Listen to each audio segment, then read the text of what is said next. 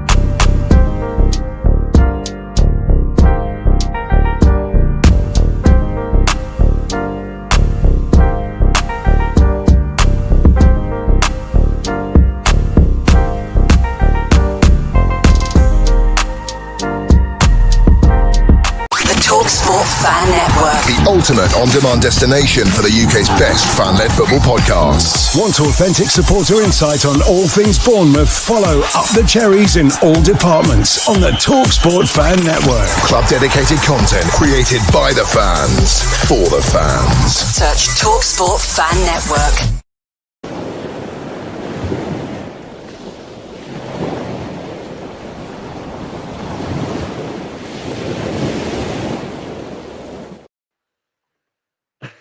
Good morning, good afternoon, and good evening, Cherries fans around the world, wherever you're watching this morning. I wish I had a yellow card for VAR lateness this morning, because our main host this morning is not here right now, but he is on his way, so do not panic. Quite a good show for you this morning, as suggested by Craig. He will mention it when he gets here, but for now, I will run through the comments just to make sure everyone is live and ready. Morning, Malcolm. He says, good morning, Craig, Ollie, and Cherries fans. Off for a short trip to Poland this morning. We'll watch the show later. Have a great day, everyone. That's awesome. A little day trip to Poland, mate. I hope you have a fantastic day. Chris Hubble, have a great time, Mal, in Poland. That's nice, Chris. Darren Hurst, morning, afternoon, Craig, Ollie, and Chris. 3 p.m, 20 degrees, and possible rain here in Perth, Western Australia. Darren, I appreciate these weather updates. It's awesome. Oh, we've got another one from David DaCosta. Morning all from Melbourne. 14 degrees and sunny, up the Cherries. Awesome. Appreciate that. It's still terrible weather here. There was a storm the last 2 days, last 48 hours. So yeah, it's not been the nicest here at all. But I'm sure it will get better. It's definitely autumn, you can tell. Chris says, morning, Darren. Paul Sants says, good morning, everyone. Darren says, advantages of living in Australia are outweighed by disadvantages, being work meetings affects my daily Cherry AM fix somewhat, and also sleeping affects my ability to join Cherry Slaps. Darren, I apologise that our show timings do not fit in with your daily schedule whatsoever. Please do suggest any change in show times, and we can consider it with the team. I'm sure we can try and make it work for you as best as possible, mate. Paul from Oz, have a great day, Malcolm. Hi to Craig and Ollie and everyone watching this morning. 15 degrees and windy. Some sun. That's awesome. Appreciate that, Paul from Oz. Oliver Barron, morning, everyone. Morning, Oliver. And he says, raining here in London, and it looks like someone's popped into the lobby below. So let's get Craig into the show. Hello, mate. You all right?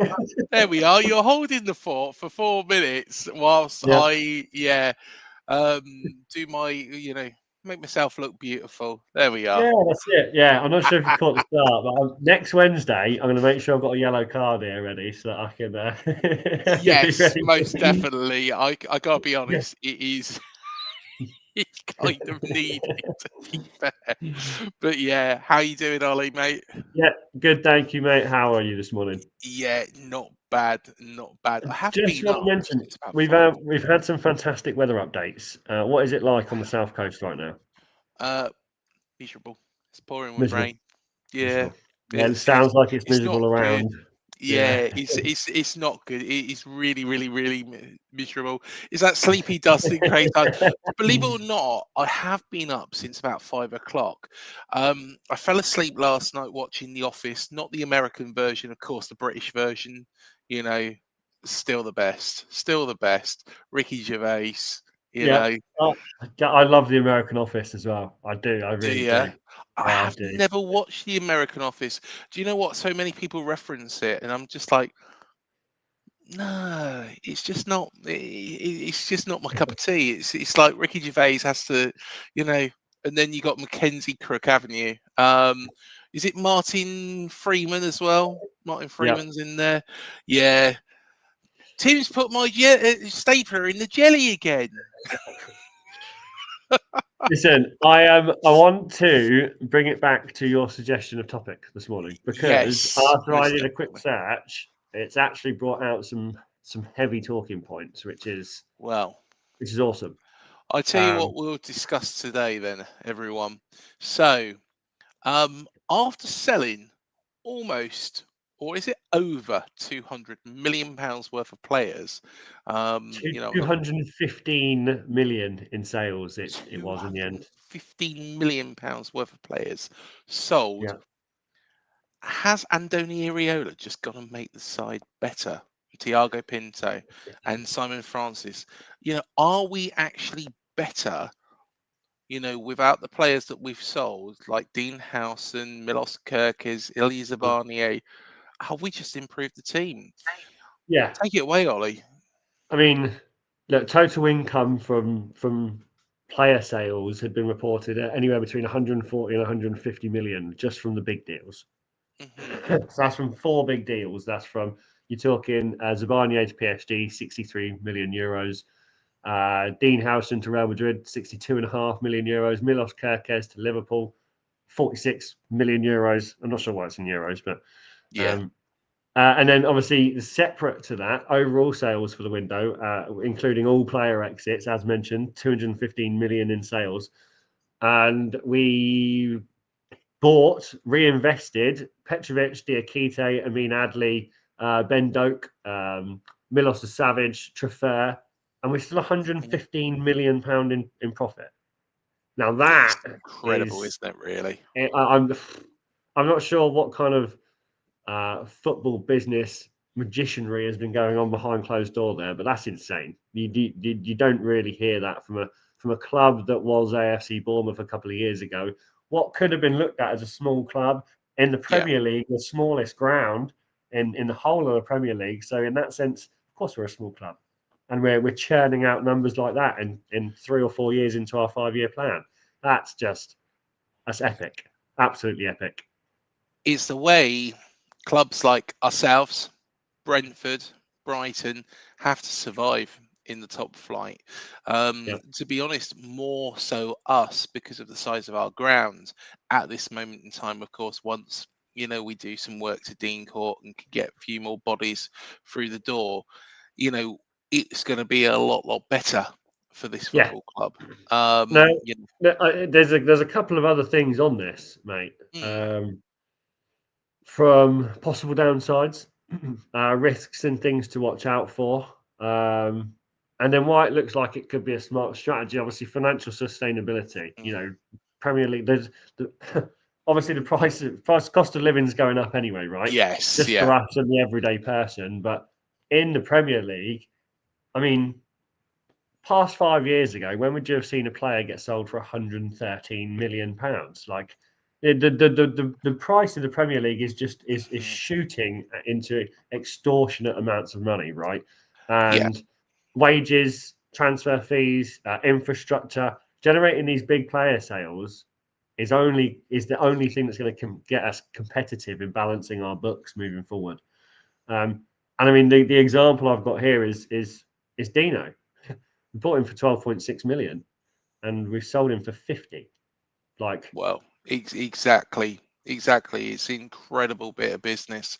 The profit on a player that we only had here 1 year, a player who was so talented. yeah, He was never going to stay here much longer than he did. But It's absolutely incredible. I think with the amount of figures that are being bounded around in the Premier League, and you've seen the likes of Declan Rice, when he went to Arsenal for all that money, it's absolutely ridiculous. And it's been surpassed since. I don't think Premier League finances are really sustainable in the long term. And No. what I mean is, I think that certain clubs are going to be found out a little bit like Manchester City have now, where the money is still there, but it's dried up. It's not as free flowing as it used to be. There is going to be those peaks and troughs. Nobody's got an ever ending pot of cash. The Abu Dhabi owners of Manchester City aren't going to be there forever. They are Yep. probably going to want to sell the club, make a profit back, which no doubt they will do because of when they bought the club and when they're selling the club. Like Bill Foley, he won't always be the chairman of AFC Bournemouth, but we got to ride the wave, whilst he is, and it's an incredible journey he's put us on. The Yep. only thing that I would say is I do think the Premier League finances are going to blow up at some point. And I honestly think, that's time is not that far away. You look at how much Manchester United have spent, for a club that finished, was it 15th last season? They might And not be. looking any better yet either. No, exactly. It Which goes and isn't. shows what Yeah. good business we've done, and what we've actually done is we've actually looked at a team. Manchester United are buying groups of individuals. Mhm. They're not buying a team. They're not looking at Milosevic and going, that's a player that could not only perform well and go right to the very top, but a player that can actually complement the likes of Senesi, James Hill, whoever is next to him, Yeah. Diakite. Um, he's a player that we could work into the squad because Mhm. there's been so many talented players throughout the years, Ollie. And when we signed Jordan Ibe, I thought, bloody hell, he's a good player. He's now playing at, is it Hungerford Town? I think. Hungerford FC, yeah, yeah. Hung- Yeah, right, and yeah. in all honesty, a player that is that talented shouldn't have dropped that far. The thing is, it's the wrong personality in the wrong place, and not Yeah, connecting with the other players. You have to have build that chemistry. Um, so that's what we're doing. That's where Man United are failing, and I yeah. think because of these teams that are failing doing this, I think finances will blow up. The only So two. I actually want to come back and Go on, ask you another question on that in go a for it. moment and get your opinion. Yeah. I just want to go to the comments for 2 secs. So Darren Yes, says, I truly believe Adrian Traffert is already an upgrade as it took Kirkes a season to perform. I So, agree on that. Yeah, Adrian oh, Traffert is right. looking fantastic. I think Yeah. he's a really, really, really talented individual, and I'm really excited to see how far he can go. Yeah, I So don't know yeah, if you saw the show on Monday, the Cherry Slap show. But yes, just before when the signing went through, I think it was me, you, Malcolm, and Matt that had a conversation about Kirkes versus Traffert. hmm And the biggest difference that we ended up finding was that Kirkes was incredibly attacking and defending. He could kind of do it yes. all, right? And Traffert didn't show that in the first 2 games. Whereas against Brighton, oh my God, he was a whole nother level. He was a whole different machine. He was. One of the balls that he put in, it was in the first half. If somebody was there to make connection with it, unfortunately they wasn't. We would have been 2-0 up Well, there without a was shadow of a three, doubt. three of those. There was three of those that Well, didn't yeah. quite make it, and then there was the two that did hit Evan Nilsson's Mm, head that went somewhere else. So there was a possible five or yeah. six chances. He's Yeah, a quality player, Adrian yeah, Traffert, and yeah, it's yeah. I think he's going to be a star for years to come. yeah, I've just seen yeah. I I agree. have seen a comment actually, but I'll Go let you on. go through it, and Oh, we'll okay, stop okay, at that okay. comment. But David DaCosta says, "Great business." Yeah, yeah, completely agree. agree, 100%. Darren Hurst, just need to take a look at the bench compared to last season to realise we're definitely a stronger team this season. Yeah, Definitely. that was the one thing I got excited about for the Tottenham game and the Brighton game. Actually, is both times I knew at 60 minutes we Mm, had a flurry of fresh legs to come on at every single possibility of the pitch. And Yeah. And we do. If you look at it, especially against Brighton, when we brought on Jimenez and Soler, the Yeah. aggression and the atmosphere of the pitch completely changed for the last 5 minutes. Exactly. And I think, it really freshened things up. It was real change when Fabian Herzl was trying to get Brighton back into the game. Don't get me wrong, they are a very, very talented side, Brighton. They're a very good side.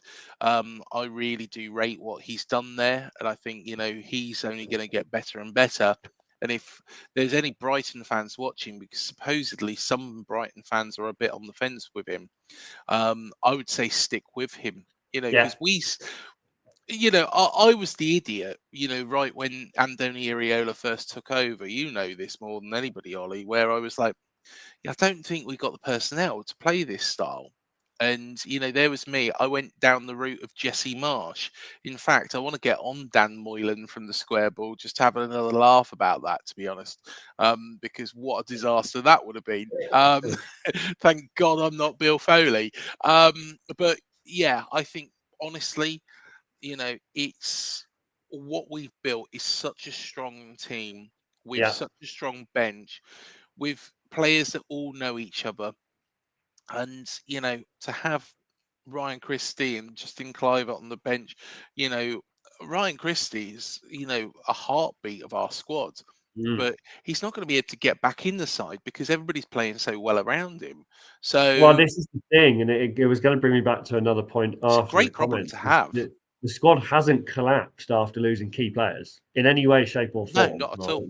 And then these early season performances literally show that every new arrival that we've gained is integrated perfectly, Hmm. absolutely perfectly. Everything that we've done so far is looking like we're going to have an exciting season to watch. Whether we get the results that we want or not, watching Bournemouth as a team is going to only produce excitement, which I think is the best thing for the season anyway. 100%. I've just seen this comment as well from Darren Hurst. Interesting to see what profit was made from Dango buy and selling. Yes, Ridiculous I at did 45 search million. this as I saw that. So we bought him from Lorient, I think, or Lorient, L'Oreal. yes, yeah, Yeah, Lorient for 20 million. yeah. Yeah. To be honest, I personally think that is probably the biggest steal of the Premier League so far. I know Sean is a massive fan of his.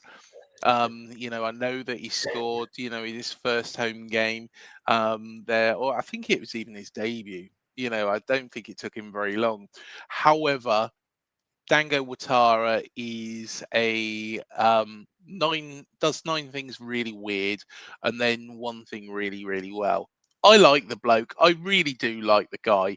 However, you know, if there was somebody to be sold and you turned around to me and said, "Look, we have to sell either Semenyo or Dango Watara or somebody else in the side," say a Ryan Christie or a Justin Cliver, I would say Dango Watara all day long. It would have been Dango for me as well. Or Yeah, if there was a player to have trimmed the fat, as they say, out of the team, you yeah. know, he has to have been the one that went. He just didn't fit. He didn't fit with what we've got now. And that's no disrespect to him. No, not at No all. No, disrespect. and wish him all the best, and I hope he does fantastic where he is. But yeah, Yeah. I think you're right. It's an easy 25 mil there, I just hope and he has two shit games when he plays us because, we yeah, need to beat Brentford. But, yeah, um, we were um, talking about Manchester United. yeah. Jeez. 321 million and they still have not got better. That man, Ruben Amorim, is, walking a bit of a tightrope. Excuse me. Do you know what? When I see him in press conferences, he seems a very, very likable chap. But I don't think he's particularly a very good manager. When you compare the Portuguese league and being manager of Sporting, who are without a doubt, since Benfica have fallen off and Porto have fallen off, Sporting are, by far the best team in Portugal. You're going from that to a Manchester United team who are consistently underachieving. They are underachieving for the size of the club. They might have a very leaky ground and Old Trafford's falling down, but at the same time, They've got fans all over the world, and Manchester United spending 321 million. When they can't pay some of the tea ladies and like that, the staff that actually have made them successful, because they're part of the club as well. Yeah, Manchester. you can definitely see the cracks in the woodwork, can't you? Yeah, and then they're going on about this new stadium. I think the new stadium would actually kill, the actual. I just think it would kill the feeling of Manchester United. Manchester United, you go into Old Trafford. I don't like this idea of a new stadium. I don't Right. think they need to really Okay. evolve. Wasn't it dubbed the Wembley of the North or something? Yeah, Yeah. there doesn't need to be a Wembley of the North. It's a No. load of rubbish. It's a load of Um, rubbish. Paul says the Sky money will always be there. That's the main income for most clubs. Yeah, I mean, Wow, it's wow. media outlets have a heavy hand in paying, but I don't think I wouldn't say it's the main income. I don't think it will be, and I think this is where there's going to be a problem moving forwards. And in fact, I could do a whole new video on this subject, but I'll touch upon it.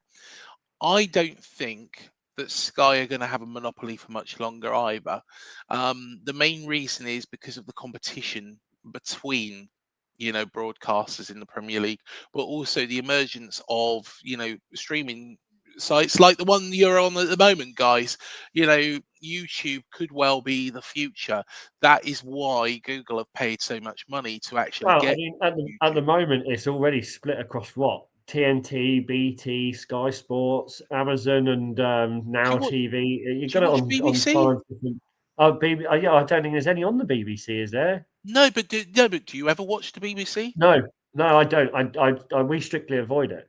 The BBC, Um, funnily enough, but you know, do you even watch ITV or Channel no, 4 or Channel no, 5? don't You watch know, any of that. So we don't have normal TV. We have streaming platforms and I couldn't other tell you things. what's on ITV. The other day I was even saying about X Factor, and I said, "Is X Factor still on?" And I had to be told that it wasn't. On Channel 5, there's George, whatever his name, where he builds a house. And actually, that is quite interesting. But I can watch that on an app. And on Channel 4, I don't know. It's like First Dates, Naked Attraction, stuff that, let's be fair, I'm not the catchment category for. But yeah. So I think there's going to be a big shift, and I don't think the Sky money will always be there. I think there will be other income revenues, and I think Yeah, I other believe so income too. revenues will be streaming games on YouTube. I think streaming games on a Premier League app.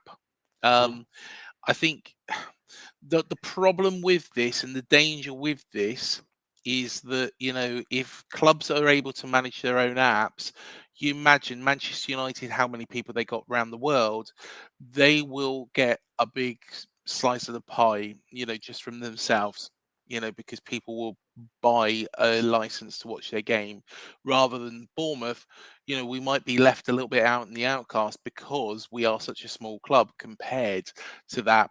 What they really need to do is build a Premier League app or a Premier League platform, or and I think the EFL need to get involved in this as well, to make it a little bit more fairer, to distribute funds. This is why I think there's going to be a crash eventually in the finances in football in this Well, there's country. a couple of comments that do mention this. Yeah. So Sean says, "Hope the finances blow up, as I love it when the top clubs get reshuffled, but transfer window after transfer window, the amount keeps being record breaking." Yeah, I think it will. I honestly do. And I think that the top clubs, it should be evenly distributed anyway. I think there should be a little prize money pot, but I think the rest of the fund should be evenly distributed to try and get it back to the point where it was pre the Premier League years. And in fact, I am going to be speaking to a special guest very shortly. And one of the things that we are going to touch upon, because his club was the last club to win the top flight before it become the Premier League, is that very motion. I just want to skip a couple of comments because there's someone that's made me Yeah, go chuckle at for the it. bottom. Lord Rodney Trotter, good morning. He says, good morning, Yes, boys. Lord He goes, Rodney Trotter. Antonio Del Bosque's doing a fucker job. just made me chuckle when I saw that. Yes. I took it out. Yeah, we can't see him join Man United, maybe Chelsea, Arsenal, or something like that. A well-run top club, not Manchester United. Oh, to be honest, I don't. I think anybody not in their right mind, wouldn't join Manchester United, or anybody in their right mind, I should say, won't join Yeah. Manchester United. There you are. I get it right. But I did. Do you know what? I absolutely love this name, Lord Rodney Trotter. Excuse me. Um, Yeah, it, welcome, Lord Rodney Trotter. That's a good one. yes, most This definitely. morning. Welcome to the show. Darren says 25 mil is a massive profit. That's awesome. I agree. Yeah, And agree. Paul also says that I think the players' wages will get affected first. Chelsea are foreseeing this. And then Dan Shot says, morning, Ollie and Craig. Hope Chelsea get done. What's happening with Manchester City? That's what I would say. Chelsea, yes, they should get done. Yes, they have broken the rules. They have, played the system, and I think yes, by playing the system, it should fail. However, the big problem is what is going on with Manchester City. What is going on with their charges? Well, Why? isn't it strange how I'm pretty sure wasn't it Everton and Nottingham Forest that had charges against them that got dealt with within the same space of a season. I think it took 8 months and they were He's both wrong. dealt with, and yet Manchester City has been entirely swept under the carpet for the last 12 months. I've not heard a thing about it, and there was 115 plus. Yeah, I agree. mean, Yeah, it's and what's annoying is it's not even a conversation that we can comment on because what's the point in the rising speculation and opinion over something that literally at the moment doesn't exist in the football world because they're too much of a big club. well, if you've got the best lawyers in the world, it shows that you can get away with anything. Yeah, it You does know, indeed. and as much as I love the place and I've been over there several times, and I do love it over in Abu Dhabi. They have got the best lawyers in the world. Without absolutely no doubt about that, and that's how they are getting away with things. But what is fair for Everton and Nottingham Forest should also be accustomed to the Manchester Cities and the Chelseas of this world as well.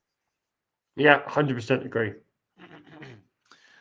But if anything, all that does is tell me that there is still issues Mm. within football, including the English Football League, which Oh is yeah, 100%. yeah, but that's an unsettling thought. You put so much time and effort and passion into a world dominating sport just for there still to be skullduggery behind the scenes. It's frustrating. It is frustrating to see, but Oh, definitely. Yeah, you'd like to definitely. think that clubs like Bournemouth can kind of almost pave the way as a standard for how clubs should act and do business properly. And maybe other teams will start taking a page out of our book. The Sunderlands, they look like they're doing brilliantly at the moment with their signings. Yep. They've over exceeded my current expectations anyway. Um, 100%. so yeah, I think it could go either way, can't it? But at the moment, there's a route that should be taken, and we just need to make sure we don't get pulled into the wrong path, and that's spending too much. And I think we are on the right path. We're getting like David said here, we've got points on the board very, very early on, which is great. But also, the transfer business that we've done is absolutely exceptional. It's absolutely exceptional. Yeah, Yeah. Um, agree with you, Craig. Bournemouth have a big fan base in the USA, money from kits, stalls, and fans that come to see their clubs in the Premier League and the EFL. Um, I would say yes and no to this. I think it's great to have the exposure, Chris, in the USA. It's great to get those fans on board. It is gradually building the exposure of AFC Bournemouth. However, these aren't fans that are going to be able to come through the gate because they're in a complete, 8 hours away plus. So, in all honesty, the money is great. When they do come over, they do spend quite a bit of money. The hospitality does make sense. However, in all honesty, the bread and butter fans, the ones that we need to look after, the fans that have been there, day in, day out in League Two, they're the ones that are going to be, there once this journey does end, and it will end at some point. Sorry to sound all doom and gloomish, Ollie, but I believe that you know every club will, eventually experience a dip in football fortunes. It's very, very unlikely that you have a club like Arsenal or Everton, where they Yeah, haven't, even Everton have had a dip, albeit a long, long, long time ago. You could say, but yeah, I do like what Lord Rodney Trotters here said here. We're not fucking leaving. We're not leaving. no, We're going I, nowhere. We're not going I think anywhere shortly, the anyway. thing is, the thing is to think, and yes, I'm going to squash your negativity there only slightly, and that's because I believe that you're right. There is a downturn in every squad's positive period, let's Yeah. say. Wolves, for Um, example. Look at what's happened. yeah, exactly. Yeah. However, I've got this feeling that it's an implausibility for our club at the moment because of Mm, the money, the time, and the logistics that have gone into this 5-year plan. yeah. I don't think there's any back steps in our future vision for the next 2 years. I think there is a continued path of growth. And I Yeah. think the line is going to continue looking like that for us until 5, 6 years into this plan, and we then go, right, what's the next step, or what's the next piece of investment, and then we might open up Mhm. some more issues. But I think for now, we should be riding the fantastic wave that we're on, and just ever hoping for this season and next. To be honest, I think we've got the best 2 seasons of our club to come. I'll be honest. Oh yeah, I agree. And I don't think Exactly there's this. yeah, Exactly this. This right here is exactly it. yeah. Being a realist though, being a realist, and maybe I am a little bit too much of a realist. There will be those big clubs that will come in for Frano and Thiago at some point. Like George Mendes decided, he was going to leave Wolves. The Wolves gravy train ran out.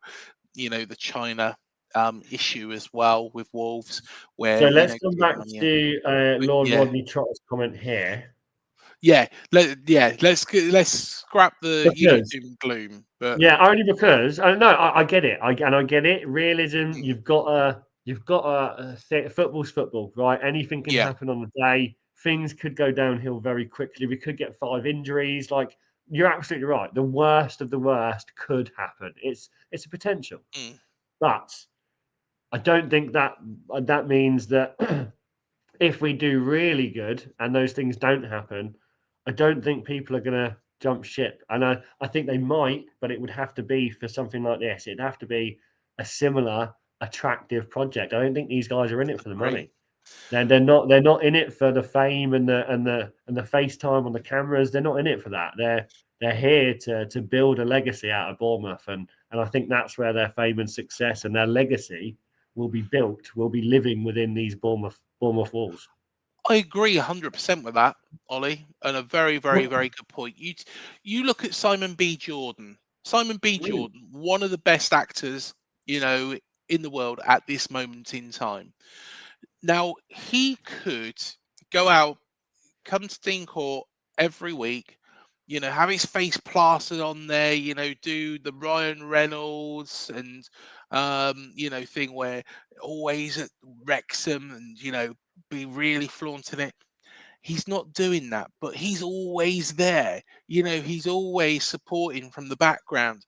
That is more important than look at me, look at how important I am at this football club. You know, these guys are in this for the long run. And, Andoni, I am sure, and I know that I know it's a Peturk of some people. I know Malcolm's going to hate me for saying this. Andoni Iraola will no doubt sign another contract because I honestly think that we are a really attractive proposition for any manager, And this is what I any mean. This is player. why I don't. This is why I get the realism, but I think there's such strong points here that just completely push Yeah, all of those other thoughts out. I think Darren here says it perfectly. If it had been 4 years ago, we would have thought the whole table was upside down. Like mm, the people wouldn't have believed where we were at this point. And I think yes, any of our players and any of our coaching staff could leave at any possible time. They could. You could have yeah, Arsenal come in and say, Andoni, here's £500 million. Come and spend 2 years at Arsenal. You could. You could have any of these clubs do anything really, but exactly. And that's the realist bit, that I say about. But I think you we are have to attractive. give these people some. You have to give them some credit. I think they're here Mm, for way more than that paycheck, and I think we're seeing that through some of the characters and some of the passion that we're getting to be involved in. Like I think if there was any concern in my mind that we were going to lose any of these key members of senior leadership, I don't think I'd be this excited every morning. I know I don't it's think you wouldn't get that feeling from them, would you? You wouldn't feel it, and you just every ounce of it I'm bought in. I'm there and I'm bought in, and it's only down to that senior leadership, and I don't think they're going anywhere. and these players, they are a talented group of players, with or without Andoni Iraola, but Iraola's making them better. You've seen those managers throughout the years, that do improve players when they're, managing a group and can build that chemistry. And, Andoni Iraola is one of those, Yeah, to put, a Bournemouth perspective on this situation, you could say about Ruben Amorim, but let's put a Bournemouth perspective. Um, that side that were in the relegation zone, all those years ago in League One under Paul Groves, was that really that bad a side? Or was that a side that was badly managed? mismanaged. Yeah, It was and if, completely if you think about it, mismanaged. we've had some fantastic little players over the years. We've had Oh, we some have, yeah. fantastic players that have stood out, that have impressed us, that have impressed other teams. We've always had that kind of feeling to us, but it's Mm, almost just been a little bit siloed, right? Not quite aligned, not quite working together, and all Bill's done is just bring it all together into one nice, exactly. tight fitting puzzle. And yeah, it's I couldn't be happier with it to be honest, mate. Oh, mate, honestly, it's yeah. And to be honest, I've just seen a comment just now that's popped up, which hits the Mm, nail on the head there. Lord Rodney Trotter, he does talk some sense here. Innovation, adaptation, and recreation is key in sport. I think if you're innovating, you're going to be at least able to maintain your position. yeah. Absolutely. I could not have said that more perfect myself. So yeah, Lord Rodney Trotter, if you do ever want to get involved and come on the camera, please, please, please do. You know, Monday Monday nights would be perfect to start off with, Lord Rodney. Lord Rodney, you have to do an Only Fools and Horses impression though. Have to, have to. It's by law. But yeah, it's incredible, and I actually think we are a better side now, despite selling all those players, £215 million worth of players, Mhm. or was it euros? It Euros. That was in was euros, wasn't it? What was no. that? The final amounts was pounds. £215 million in sales and 215 million. £115 million in profit. £100 million in profit. In absolutely incredible work.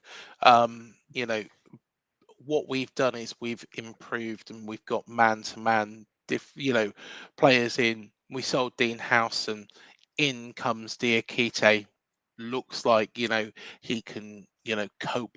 All right, big shoes to fill. A player that is going to go to the very top, but looks well capable of filling them. You look at Milosevic, 18-year-old comes in, replaces Zabani, very, very, very good debut by him against Brighton.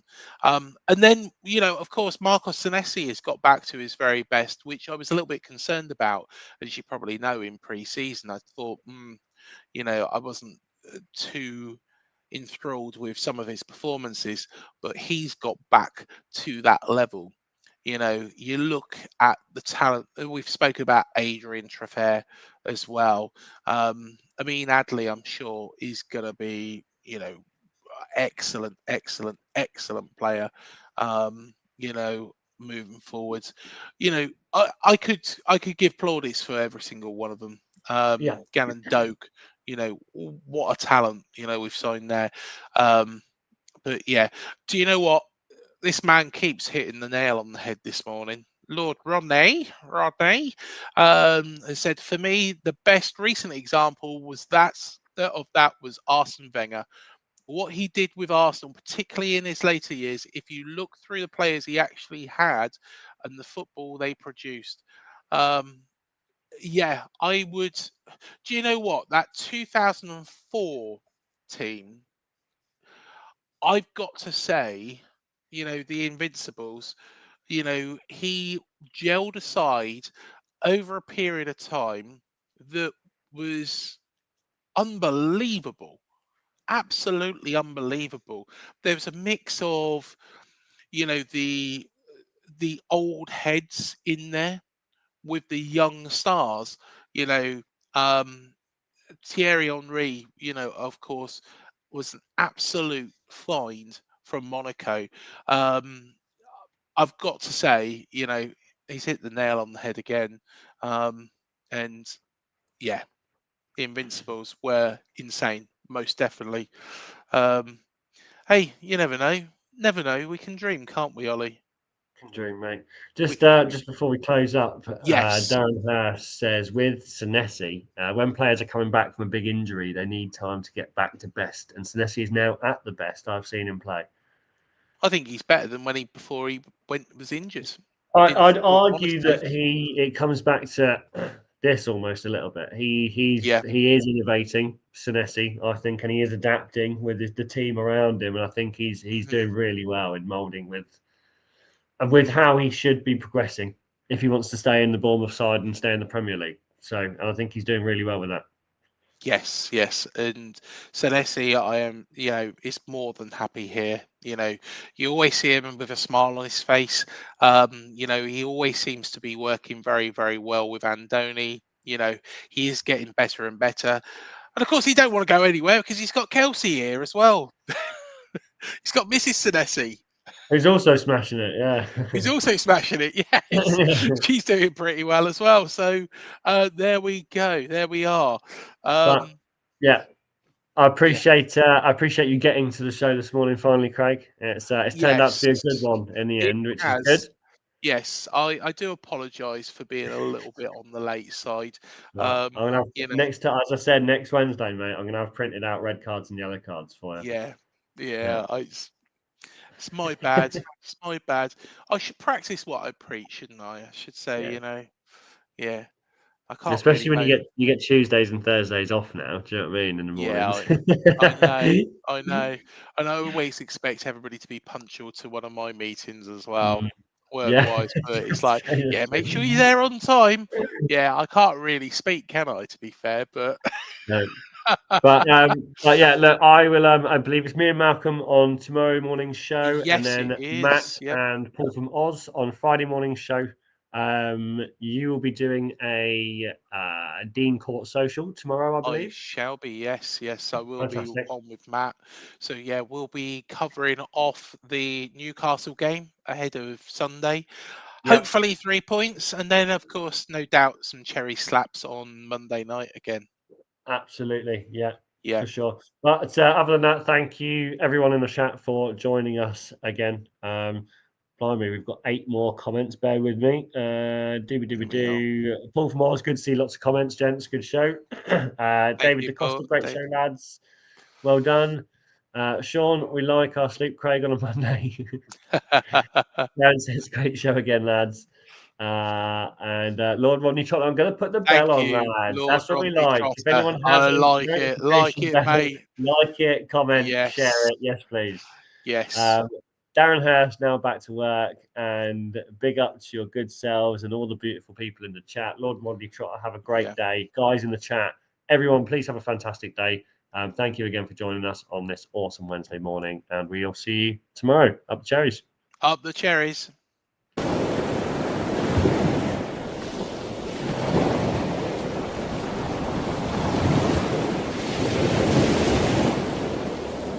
TalkSport Fan Network. The ultimate on-demand destination for the UK's best fan-led football podcasts. Want authentic supporter insight on all things Bournemouth? Follow Up the Cherries in all departments on the TalkSport Fan Network. Club-dedicated content created by the fans, for the fans. Search TalkSport Fan Network.